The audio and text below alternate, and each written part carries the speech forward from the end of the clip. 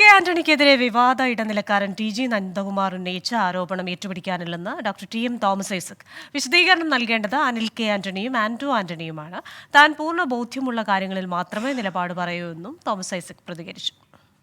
അവർ തമ്മിൽ പറഞ്ഞു തീർക്കട്ടെ എന്ന് എനിക്ക് രണ്ടുപേരിലും വിശ്വാസമില്ല. അപ്പം അതുകൊണ്ട് അവരാരെങ്കിലും ഏറ്റുപിടിച്ച് ഞാനിപ്പോൾ ആക്ഷേപമൊന്നും ഉന്നയിക്കില്ല. അവർ രണ്ടുപേരും തന്നെ പറയട്ടെ. ഏതായാലും രണ്ടുപേരും അന്യോന്യം ആക്ഷേപം ഉന്നയിച്ചിട്ടുണ്ട്.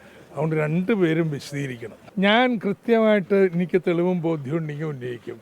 ഇല്ലാതെ ഇവരാരെങ്കിലും പറയുന്നത് കേട്ടിട്ട് ഏറ്റുവിളിക്കാറൊന്നും ഞാനില്ല. അവർ തമ്മിൽ തീർക്കട്ടെ. പക്ഷെ ഒരു കാര്യം വ്യക്തം, വിശദീകരണം കിട്ടണം.